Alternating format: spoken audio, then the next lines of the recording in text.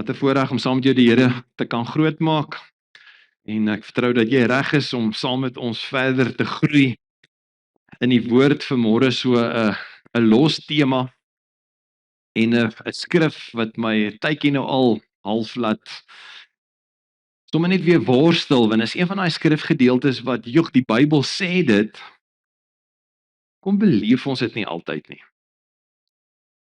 Ek dink is een van die mees opwindendste stellings in die Nuwe Testament. Ons vind dit in Jakobus 5. Die 83 vertaling sê, die gebed van 'n gelowige het 'n kragtige uitwerking. So die bottom line is, dat wanneer 'n gelowige bid, is daar resultate. Daar's vrug, daar's dinge wat gebeur. Die ou 53 vertaling sê, die vurige gebed van 'n regverdige het groot krag. Ek dink daar's ongekende bonatuurlike resultate wat volg op gebed. Dis immers wat die Bybel hier sê. Maar die laaste keer dat ek by die aftreeoord bedien het, het ek juist hierdie woord, het ons daarop gefokus, en 'n paar van die mense wat daar was, het gesê, asseblief, ek moet een of ander tyd daaroor praat, en ek pak dit vanmôre saam met jou uit, en die uitdaging is dat, as die Bybel sê, daar's bonatuurlike resultate op gebed, met ander woorde, gebed het krag. Hoekom sê ons almal nie amen nie? Jy sien, dat ek dink nie almal van ons beleef dit altyd nie. Jy bid vir 'n spesifieke situasie en niks gebeur nie. Jy vertrou die Here vir 'n deurbraak en werk min of meer uit, maar as jy eerlik wil wees en jouself 'n punt moet gee, hoe kragtig is jou gebede op hierdie stadium? Hoe effektief is jou gebede?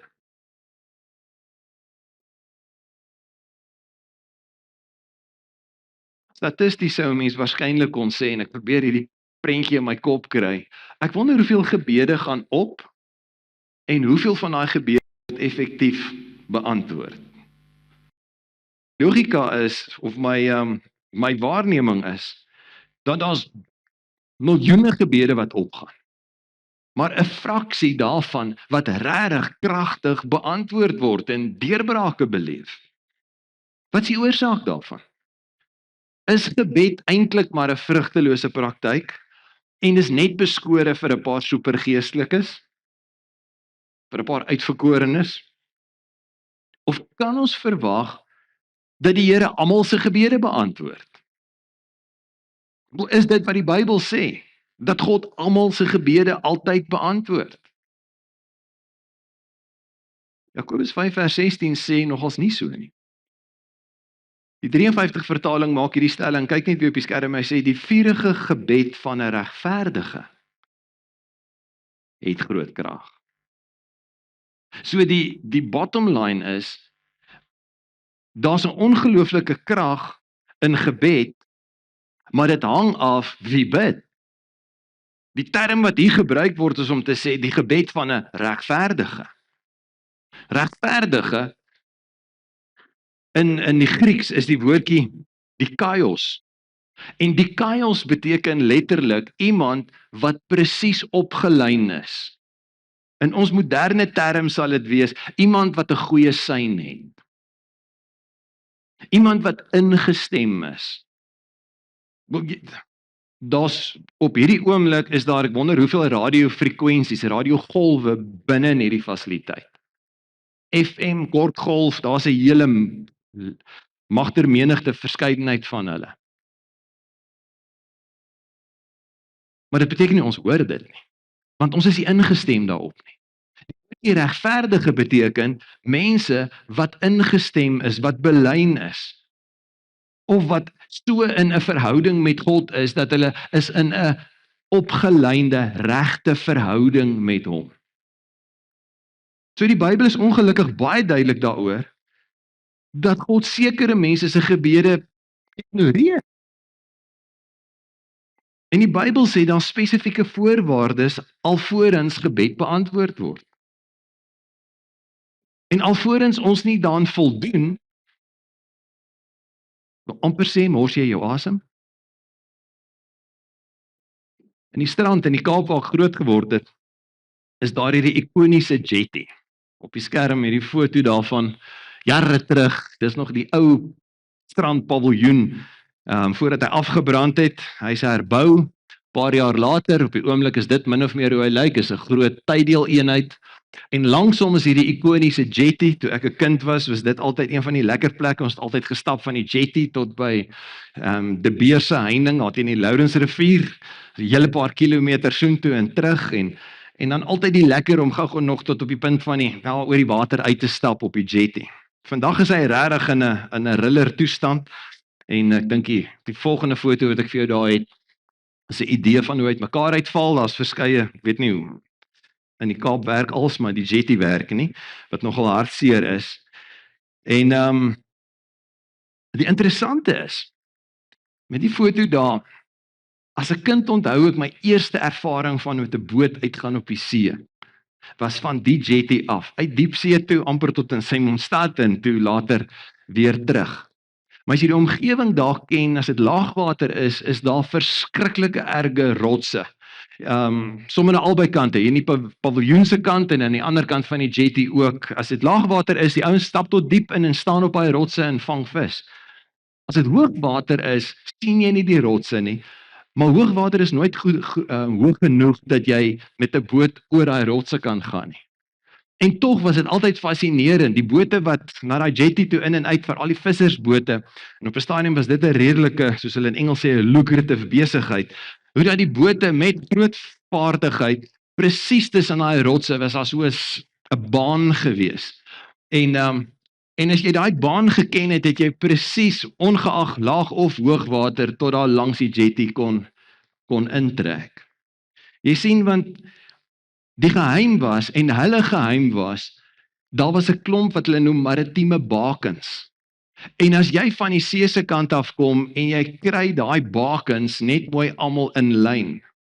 Nou as jy mooi kyk op die foto, gaan jy sien, op die jetty, die ou gedeelte daar, staan nog 'n oorblywende deel van die baken. Hy het so 'n vierkant wat op sy punt gestaan het, en daar was 'n lig weerskante van hom. En dan agter hom, aan die agterkant van die jetty, nou na die land se kant toe, was daar nog 'n baken, en dan nog 'n end verder, waar die spur nou in die strand is, op sy dak was nog 'n baken. So as jy van die see af nou inkom land toe, al wat jy moes gedoen het, maak net seker die 3 bakens is in lyn, en dan kan jy volspoed ry en tot by die jetty uitkom. Vandag is dit nou nie meer so 'n area wat gebruik word nie, maar die Bybel wil vir ons sê dat dit nodig is om te besef dat 'n regverdige is iemand wie se bakens presies almal opgelyn is, en dan staan resultate, dan staan 'n dinamika, dan staan beweging. En die Bybel kom leer vir ons, gebed het 'n ongelooflike kragtige uitwerking. Maar daar's 'n klomp bakens wat eers belyn moet word. As ware soos 'n resep, wat daar's 'n klomp bestanddele wat net, jy kan nie brood bak en nie meel ingooi nie. Daar's een of ander tyd of melk of water nodig. Daar's baie keer in 'n resep is dit krities noodsaaklik dat daar eiers in moet wees. So daar's hierdie klomp bestanddele wat almal weer aan boord moet wees voordat die resep effektief kan werk. So wat maak dat gebed suksesvol gaan uitwerk, 'n kragtige uitwerking gaan hê? Wat is die bestanddele wat nodig is? En wat maak dat ek en jy belyn is, sodat wanneer ons weet hierdie goeders is in lyn, het ons as ware hierdie frekwensie na God toe, en het ons gebede 'n kragtige uitwerking.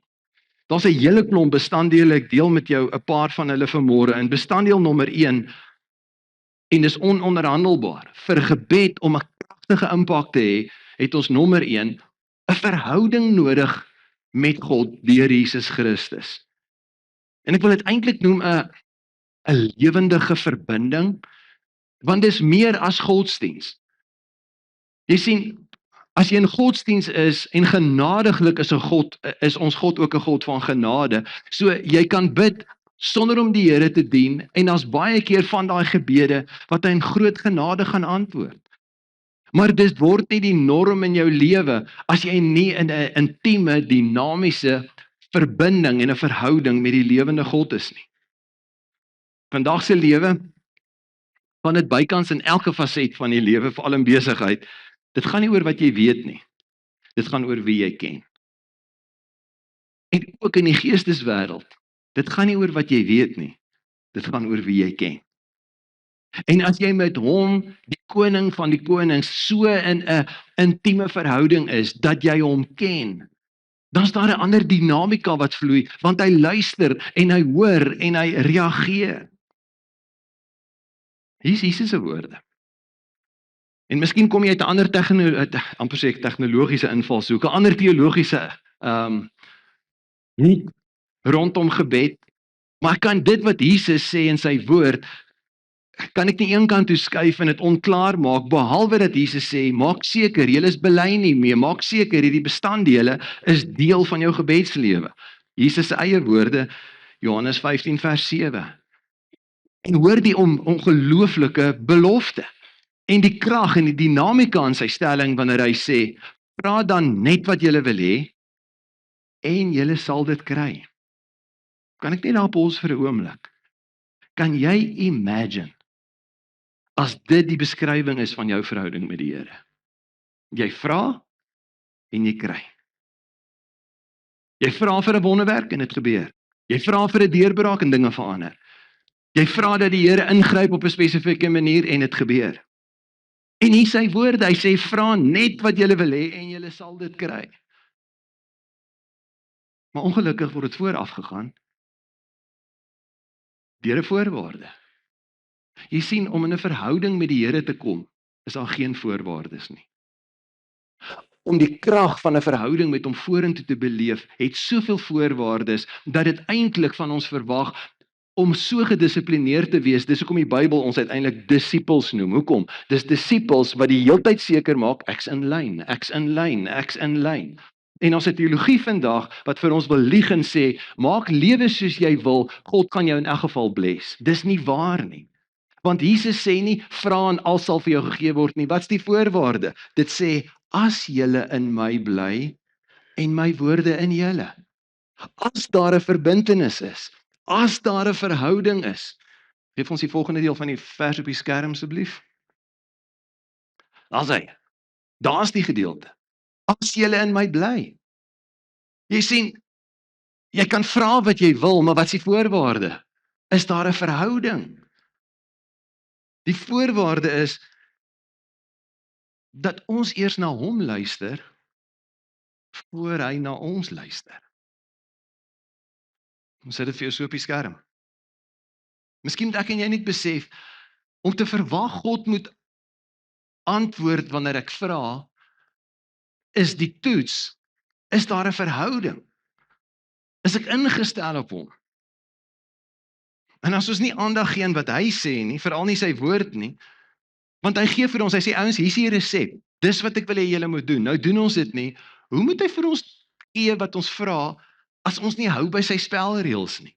Die riglyne, en die riglyne beteken letterlik, bly in lyn met die klomp bakens. En die wegspringplek is daarvoor, is 'n intieme verhouding met hom, as ons in hom bly, en hy en sy woorde in ons.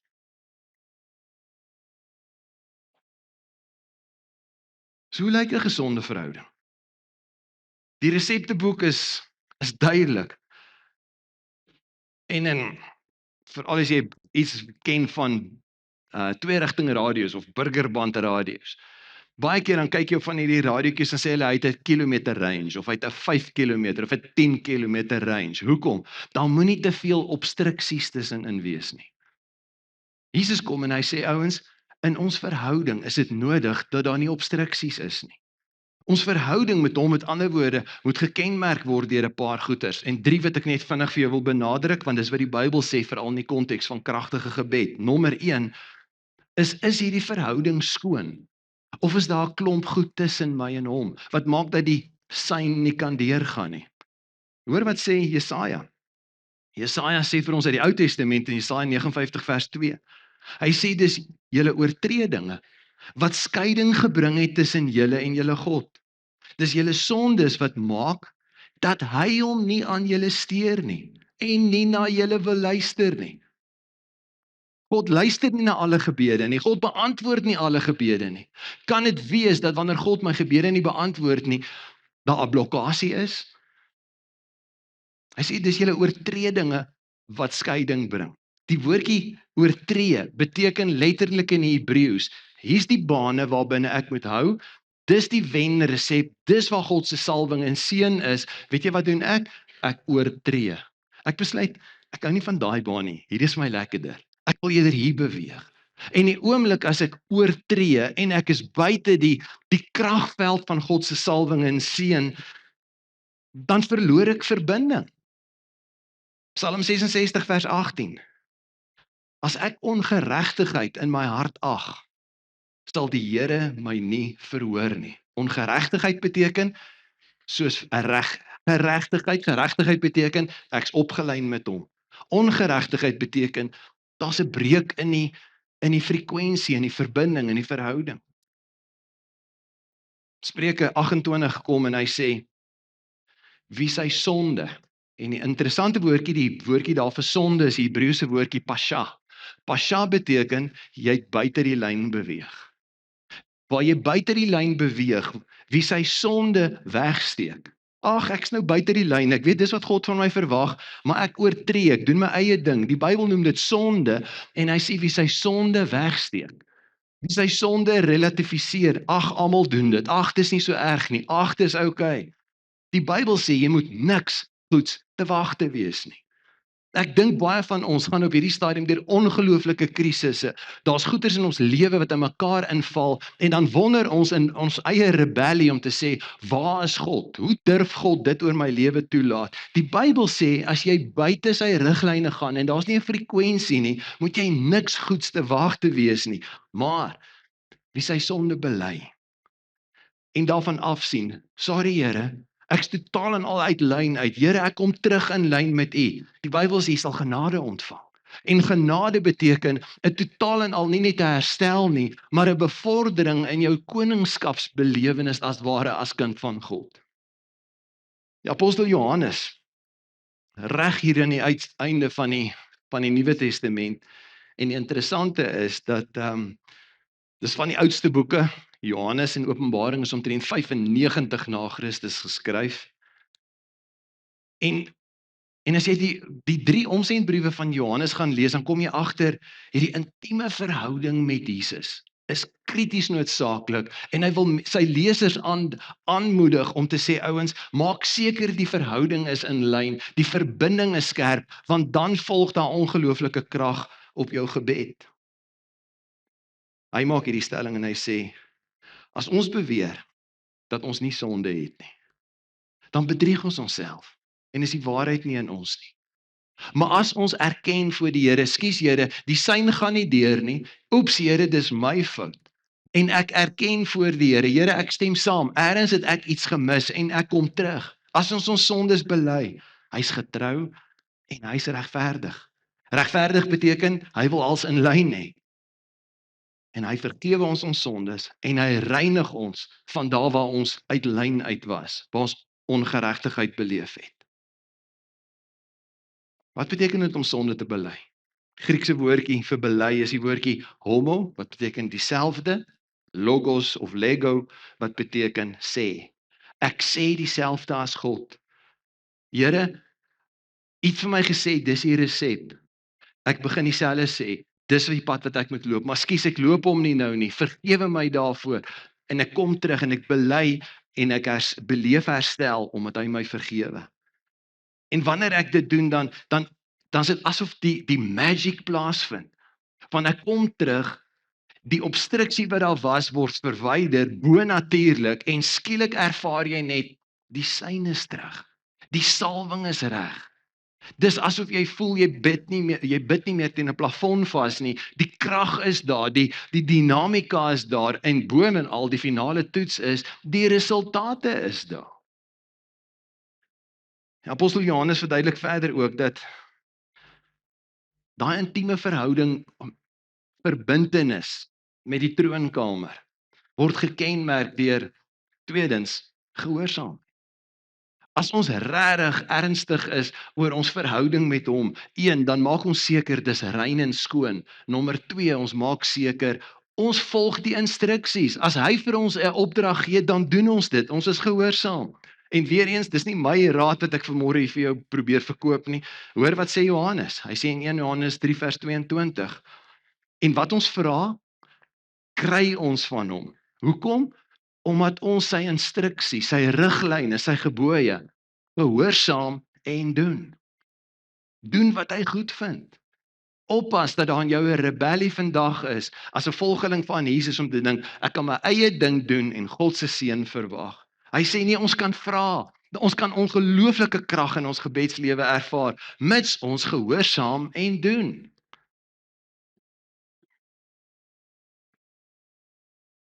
So dit beteken as die Here sê, doen iets, dan is daar 'n gewilligheid vir my om te sê, ek wil hierdie sein so sterk as moontlik hou, ek wil doen wat hy sê. Wanneer hy sê, hou op daarmee, dan wil ek breek daarmee, ek wil doen wat hom verheerlik en waarna hy welbehaag vind. En nou vra jy dalk maar, hoe op aarde kan 'n mens sy gebooie presies, amper sê altyd volpunte daarvoor kry? Niemand is volmaak nie.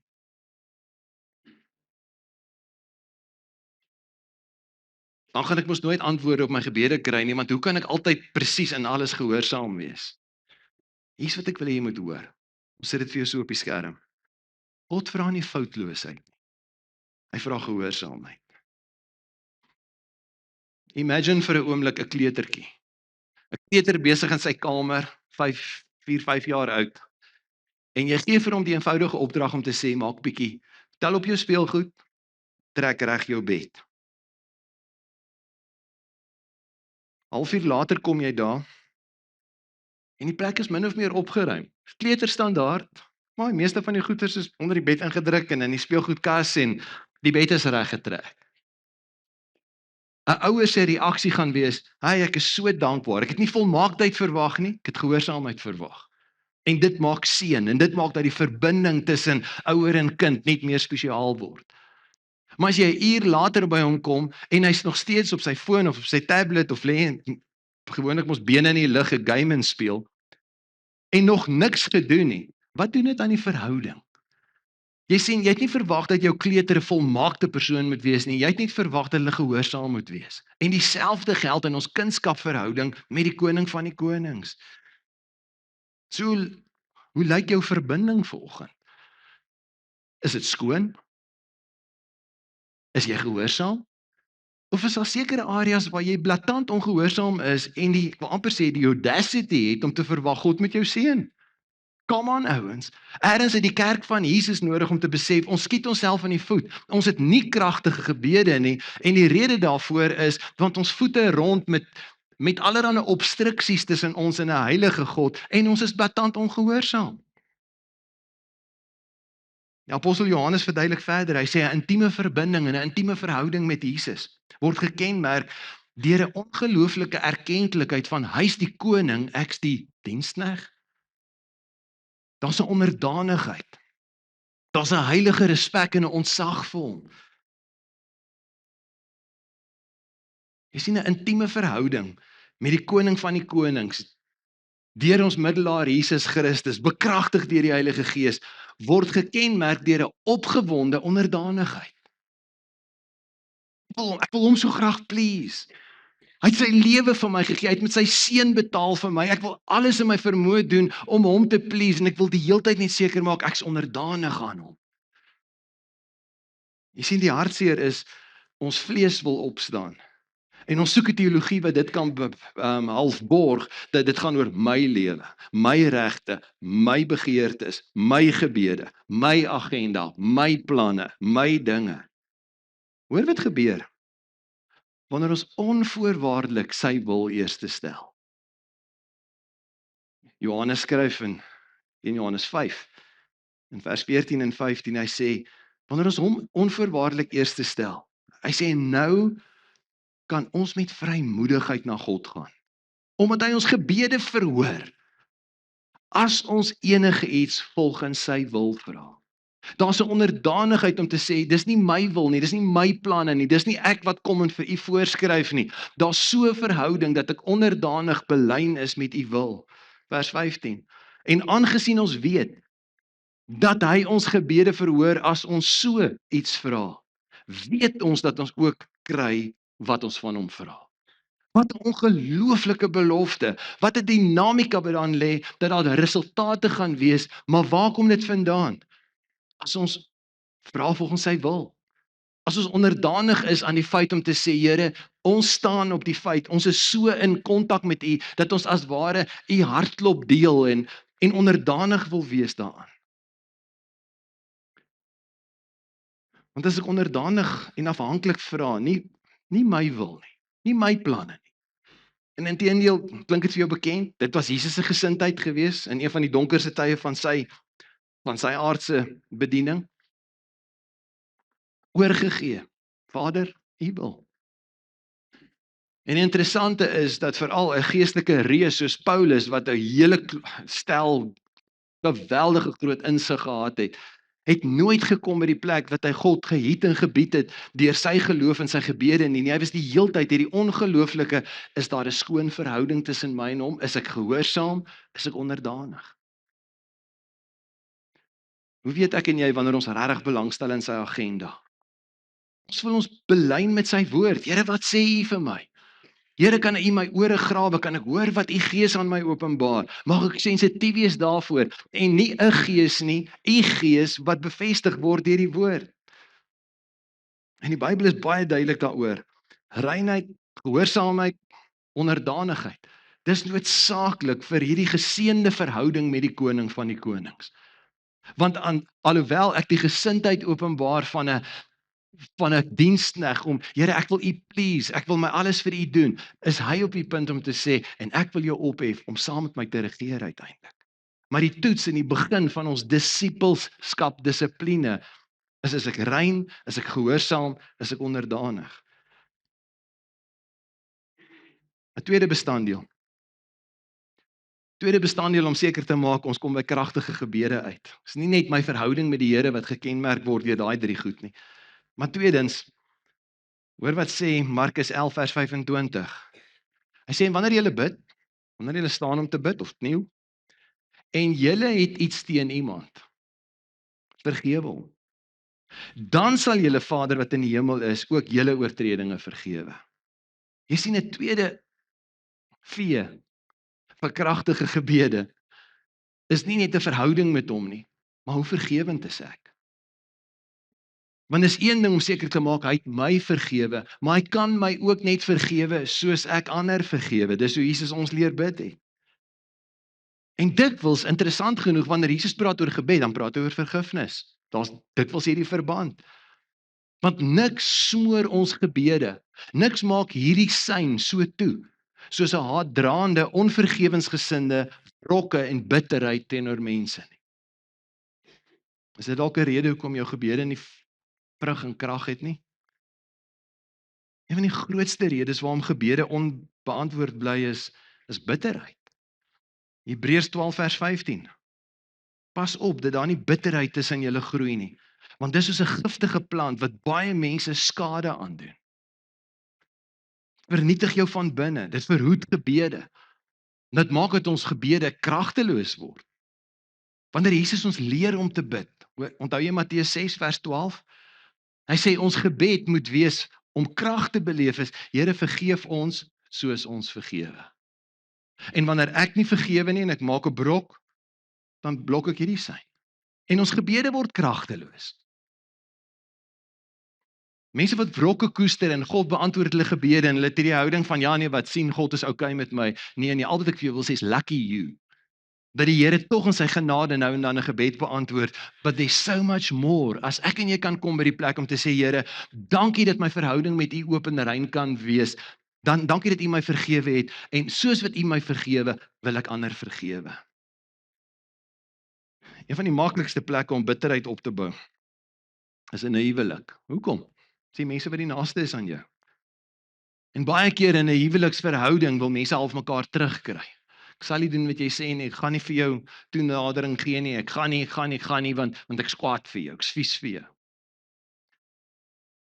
Uitdaging is steeds om te vergewe. Wat het dit met gebed te doen? Hoor wat sê Petrus? Hy sê mans, julle moet verstandig met julle vroue saamleef. Dis 'n preek op sy eie, dis amper onmoontlik, maar Petrus sê dit is wel moontlik. En so by the way, Petrus was getroud gewees. Julle sal onthou op 'n stadium met Jesus sy skoonma aangeraak. So mans, julle moet verstandig met julle vroue saamleef. Bewys eer aan hulle as die swakker geslag, wat saam met julle deel in die lewe as genadegawe. En as ons dit reg doen, dan sal julle kan bid sonder dat iets julle hinder. Maar ons wil wrokke koester met iets so eenvoudig soos in ons huwelik en verwag God moet die hemele skeur vir ons. Disharmonie blokkeer gebed. En dit begin dikwels in ons huis. So hoe kry jy antwoorde op jou gebed? Maak seker die syne skoon, daar's 'n verhouding. Maak seker die verhoudings wat jy met mense het, as die Heilige Gees jou oortuig van iets, gaan sorteer dit uit, dat daar nie blokkasies is nie, anders is dit raak jou gebedslewe steriel. Nommer 3. 'n derde bestanddeel is, hoe oop is jou hande? Is jy vergewe? Kan jy vergewe? En wat gebeur as jy God wil vra in gebed vir sekere goeders? Ons kan nie so bid nie. Ons moet so bid. En die oomblik as jy so bid, beteken dit ek laat gaan wat myne is. Ek raak vrygewig. Dus ons verwag die Here moet ons seën, moet ons bereid wees om 'n seën te kan wees vir ander. Daar's nie 'n manier dat God ooit selfsugtige mense geseën het nie. Spreuke 21:13 gaan oor gebed. As jy jou ore sluit vir die hulpgeroep van 'n arme mens, sal jy ook nie antwoord kry as jy roep nie. Die woord leer ons, as jy geen aandag gee aan 'n ander se geldige behoeftes nie, en jy gee nie vir mense sommer net om jou gewete stil te hou nie, wanneer is dit 'n geldige behoefte, lê die Heilige Gees dit op my hart, is ek vrygewig. Maar die oomblik as ek met 'n oop hand leef, kan ek van God ontvang. Voorwaarde vir God se seën op jou lewe is dat jy 'n seën vir ander moet wees. Hoekom het hy jou gebede beantwoord as jy 'n opgaar tank wil word? Hy soek nie dat jy 'n opgaar tank word nie, hy soek dat jy 'n kanaal moet wees. Hy wil hê dat strome van lewende water, dat seën deur jou vloei, dat jy 'n kanaal sal wees. En hoe meer jy 'n kanaal is, you can never outgive God. Hoe meer jy 'n kanaal is van seën, hoe meer is God daar bereid om te sê, ek antwoord jou gebede. Jou gebede word al kragtiger, want my kind, ek kan jou vertrou. Jy gaar nie die goed op nie, jy word 'n kanaal vir ander. Terug na Johannes toe. 1 Johannes 3 vers 22. En wat ons vra, kry ons. Hoekom? Omdat ons gehoorsaam en doen wat hy goed vind. En dit is sy gebod, ons moet mekaar lief hê. Ek wil vrygewig wees, ek wil 'n seën wees vir ander. Hoekom? Want ons het hulle lief. En my verhouding met hom bepaal, dat om in die regte plek te wees, wil ek gehoorsaam wees en doen. Waarvan praat die Bybel hier? Net 'n paar versies terug, vers 17. Wie aardse besittings het en sy broer sien gebrek ly, mag geen gevoel vir hom het nie.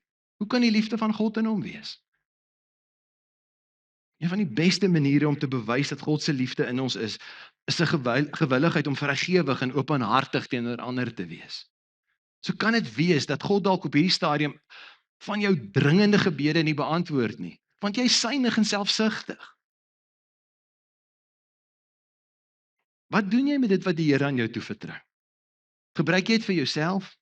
Word dit misbruik? Gaan dit vir jou selfsugtige begeertes? Jakobus, hy skryf die volgende. Hy sê julle kry nie omdat julle nie bid nie. So miskien as ons praat oor gebed, dis nie eers op die skerm gewees vandag nie, maar baie van ons het nie. Hoekom? Want ons het opgegee op gebed. Gebed werk nie. Maar miskien werk gebed nie want jy het nog nie 'n verbinding met die troonkamer nie. Jy het dalk nog wrokke teenoor mense rondom jou en God gaan jou nie seën nie.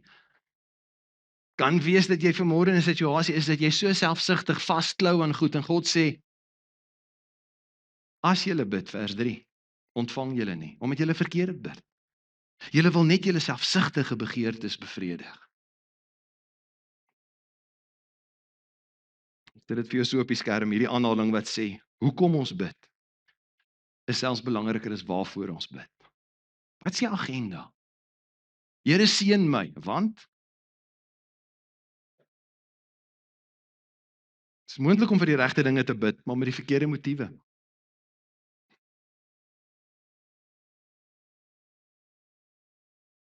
Vir tyd terug sê 'n ma vir my, "Die Here so vertrou dat my kind hoofmeisie gaan word, want ek wil net 'n slag vir so en so wys, ons is beter as hulle." Hoekom het die Here nie my gebed beantwoord nie? Motiewe? Begin seën jou vyande. Begin irrasioneel vergewend en seëndraand word en kyk wat doen God. Verseker kan ons bid vir persoonlike behoeftes. Moenie ophou bid vir jou kind se vooruitgang en prestasies, vir jou kinders, vir jou kleinkinders, vir jou familie, vir jou finansies, vir jou gesondheid. Maar hoekom moet die Here jou gesondheid gee as jy jou gesondheid net vir jouself gebruik? Maar wanneer ek en jy onsself posisioneer en sê Here, my gesondheid, my lyf, my geld, my goed, my alles wat ek het, my tyd, wil ek gebruik om vir U 'n seën te wees. God stel nie belang daarin om ons selfsugtige giere en behoeftes te bevredig nie. Wat hy belangstel is dat ons so 'n intieme verhouding met hom het en die syne skoon. Dat ons mooi verhoudings het met mense rondom ons en dat ons vergewend is. En dat ons met oop hande leef en vrygewig is. Tweede laaste ene, nog 'n bestanddeel is, bid ek met 'n positiewe verwagting. Jy sien, 'n verwagting is gelyk aan geloof. Of bid jy soos die persoon wat gebid het in die Here vir 'n wonderwerk en toe die volgende oggend opstaan en sê, ja nee, wat nes ek gedink het. Niks het gebeur nie. Wat is jou verwagting? Hoor die belofte en dan die voorwaarde. Jakobus skryf vir ons, hy sê, as een van julle wysheid kortkom, moet hy dit van God bid. En hy sal dit aan hom gee, want God gee aan almal sonder voorbehoud en sonder verwyte. Maar, en hier kom die voorwaarde. Onthou, om in 'n verhouding met Jesus te kom, geen voorwaardes. Om resultate en vrug te beleef, is 'n ongelooflike klomp dissiplines. Dis wat ons nodig het om te leer, soos wat ons vorder in ons verhouding met die Here. Hier's die opdrag nou. Maar 'n mens moet gelowig bid. Daar's 'n verwagting, ons God kan. En nie twyfel nie, want iemand wat twyfel is soos 'n brander in die see, want die heeltyd sê, ek is nie seker of God kan nie, ek is nie seker of hy wil nie. Vers 7 en 8 sê, so 'n mens wat altyd aan die twyfel is onbestendig in al sy doen en late, en hy moenie dink dat hy iets van die Here sal ontvang nie. Jy het 'n reg om te twyfel. Werk deur jou twyfel. Ons het 3 weke daarby stil gestaan, maar twyfel is nie veronderstel om een van ons kenmerke en gawes te wees nie. Geloof is. En ek werk deur my twyfel om uiteindelik by die onverskrokke, kinderlike, naïewe verwagting te kom. My God kan. Ek kan nie sê my God moet nie, maar ek het 'n verwagting om te weet, hy kan. Want Jesus leer ons en hy sê, Matteus 9:29, wat julle glo, sal gebeur. En as jy glo hy kan nie, dit sal gebeur. As jy glo hy kan, watch God.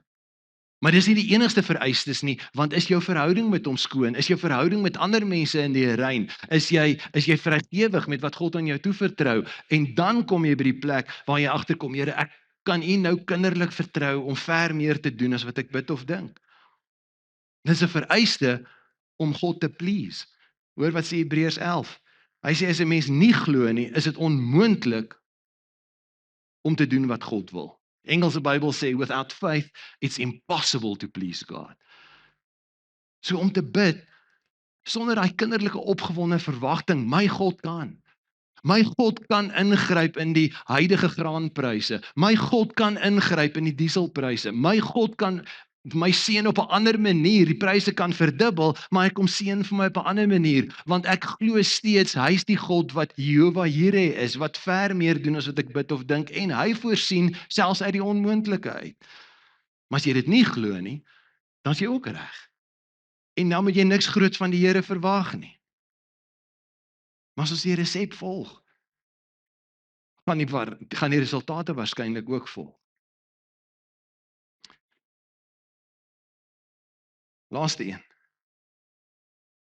En is ongelukkig 'n interessante groot voorwaarde. Ons het nodig om te vra. So wanneer jy die Here vertrou vir 'n groot deurbraak in jou lewe, het jy gehoop daarvoor? Het jy geskimp daarvoor? Het jy vir ander mense gesê, ek vertrou die Here? Maar jy het nog nooit vir die Here gesê, Here, ek vertrou U vir. Here, ek moet my beeste verkoop en ek het nou hierdie uitdaging en dis die pryse wat ek U voor vertrou. Of 'n wysheid, of ek moet verkoop of nie. Here, ek is nie seker dat ek volgende jaar met my kind moet doen nie. Moet ek hulle na hierdie skool of daai skool, daai universiteit of hierdie universiteit? Baie van ons praat daaroor en laat dit goed klink in 'n sosiale geleentheid om te sê, ja, ek vertrou die Here, maar jy het nog nooit intentioneel God daarvoor vertrou nie. Ek het myself al uitgevang, so wat ek nou doen is, ek maak vir my gebedslysie. Ek het 'n joernaal hier op my tablet, wat ek spesifiek die Here vertrou. Here, hier is my behoefte, al is dit nou iets, Here, ek en die ontvanger is op hierdie stadium nie beste pelle nie, so, hier's 'n uitdaging. Maar weet jy wat is die opwinding? Wanneer jy dit kan begin afmerk en 'n datum wysig. Why, God het geantwoord. Wow, hy het voorsien. Maar hier is die uitdaging wat ek wil bysit. Ek kan nie net na hom toe kom en vra nie. Onthou jy destyds toe jy wou bel? Dink toe, jare terug hier in Standerton, was ek 30 plus jaar terug. Kon jy nog in Standerton 'n oproep maak en die oproep was 712 bla bla bla nommer. En toe verander dinge en jy moet 'n 017 kode voorsit. Kan nie net meer bel nie. Jy moet nou binne in die dorp 'n kode voorsit.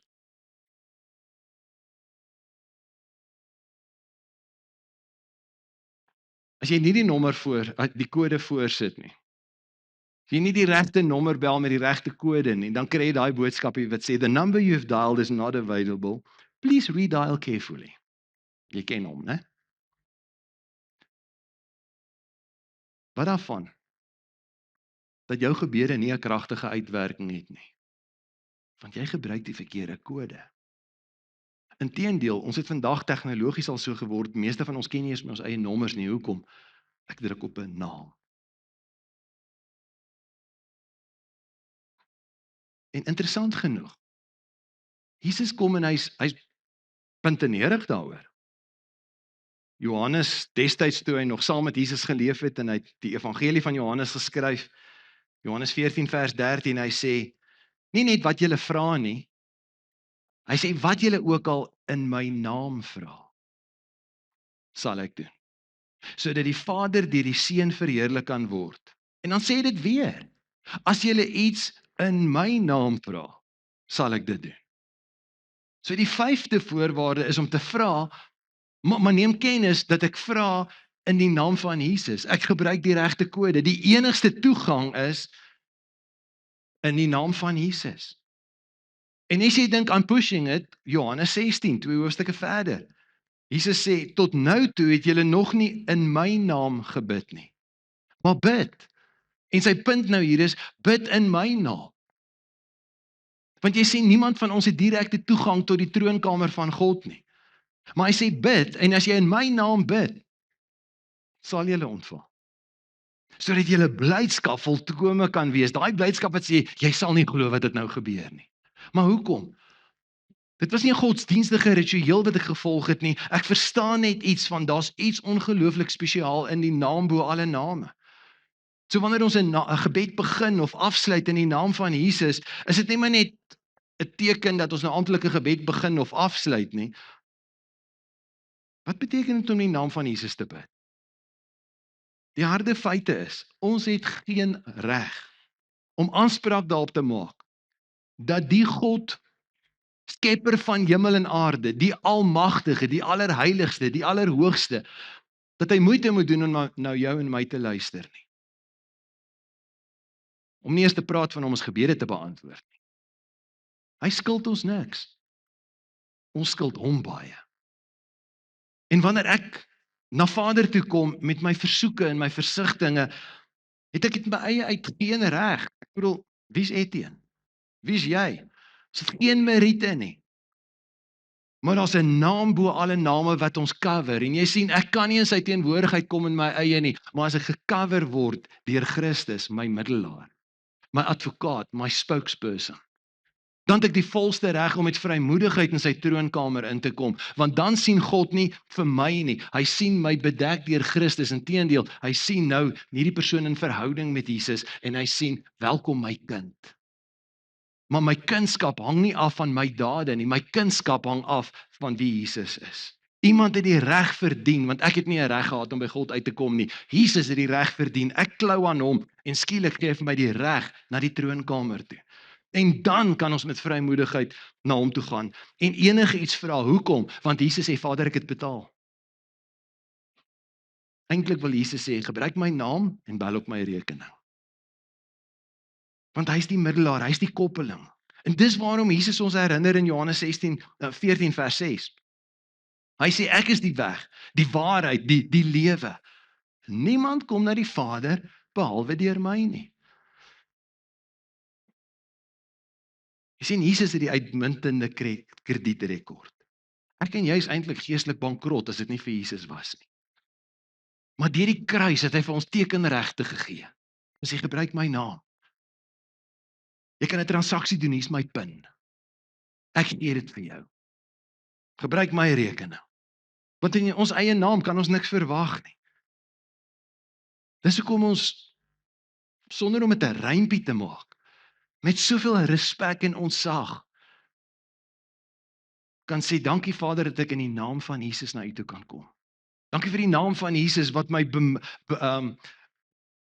posisioneer terwyl ek onderdanig is en die gesindheid handhaaf van 'n diensknegt soos wat Jesus vir my die voordeel is, het ek nou deur die naam van Jesus, omdat Christus nou in my is, het ek die vrymoedigheid om met 'n ander dinamika na God toe te gaan.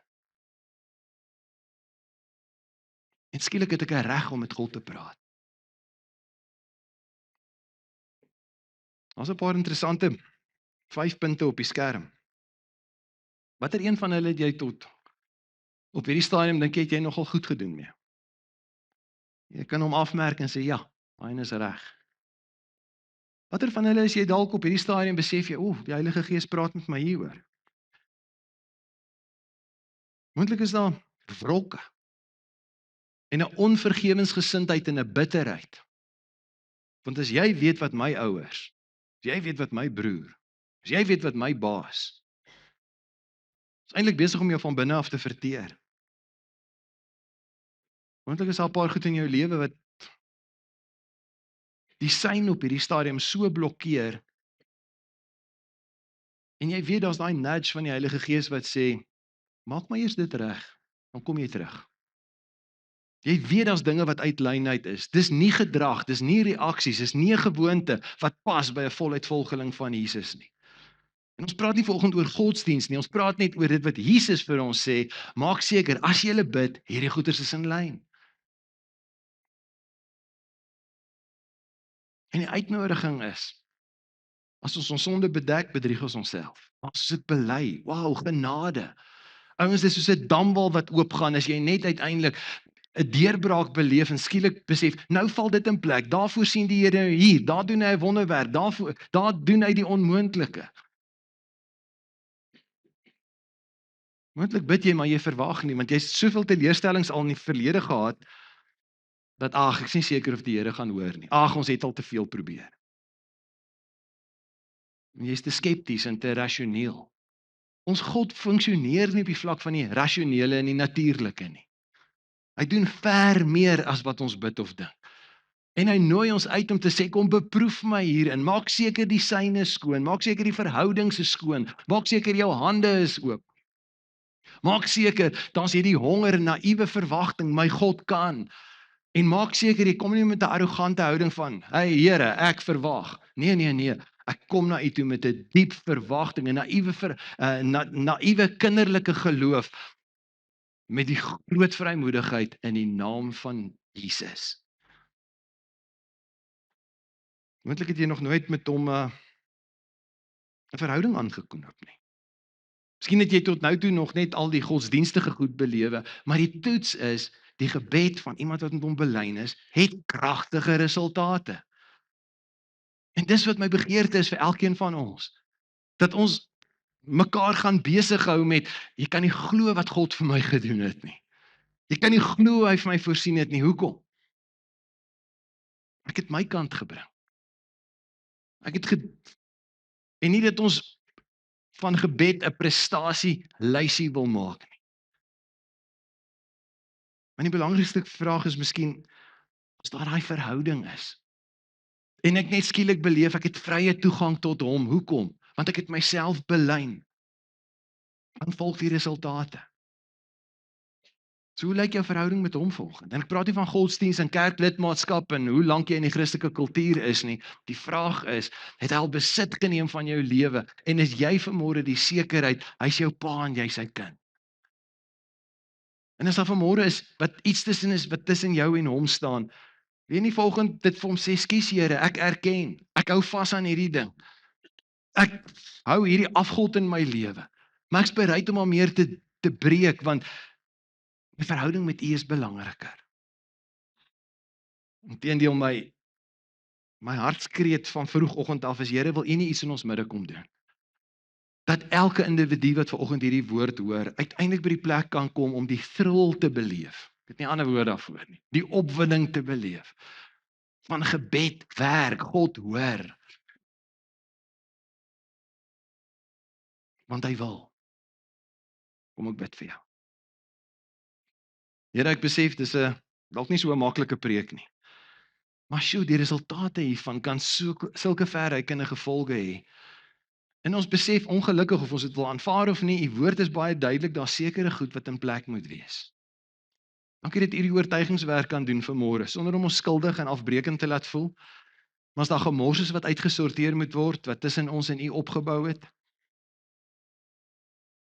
as daar dinge is wat U Gees ons vanmôre van oortuig het, waar ons dalk op 'n ander manier met hande oopmaak of met hande vat, mag U deur U Gees vanoggend kom en vir ons help om die nodige regstellings te maak, sodat ons die oorwinning begin beleef van gebede wat bonatuurlik beantwoord word. Dankie dat U vir ons sê, die gebed van 'n regverdige het 'n kragtige uitwerking. Mag dit op 'n unieke manier die storie en die getuienis word van elkeen hier. So Heilige Gees moet ons nie los nie. Bly ons herinner aan die goed wat ons weerhou daarvan, om die avonture van kragtige gebedsbeantwoording te beleef. Ons wy onsself aan U toe met daai honger en verwagting. Mag U verder hierdie dag dalk in ons gees met ons stoei daaroor. Mag U die een wees wat die oortuigingswerk doen, maar mag die oorwinning volg en mag die resultate wat kom van niemand hier 'n iemand maak nie. Inteendeel, mag die gebedsresultate van U die hero in die verhaal maak. U wat die een is wat tot aksie oorgaan wanneer U kinders in die regte verhouding met U is en U vertrou vir die onmoontlike. Mag die getuienisse uiteindelik U laat glimlag. Vandag U ons met 'n ander honger om op 'n ander manier so 'n verhouding met U te wees, dat ons die grootsheid beleef van U hand in ons lewens in aksie. Dankie vir U liefde vir ons, dankie vir die genade oor ons. Dankie dat U vir ons paaie wil gelyk maak. Ons wil saam met U die pad loop. In die naam van Jesus bid ek dit. Amen.